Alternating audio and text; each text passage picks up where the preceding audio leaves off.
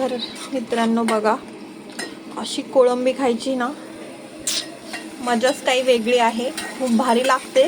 भातासोबत तर लय मस्त एकदम जबरदस्त लागते. आणि याच्यासोबत मी बघा काय बनवलं आहे.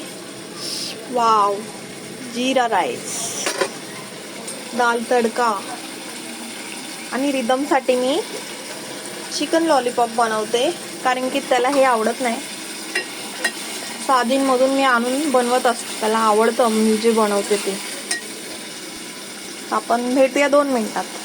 वाव बघा, फायनली मी आता याच्यावर कोळंबी टाकली आहे. माझा मसाला चांगला कढला आहे, छान कलर आलाय बघा. बापरे, तोंडाला पाणी आलंय ना मसाला बघून. काय सांगू, खूप दिवसांनी बनवते मी कोळंबी.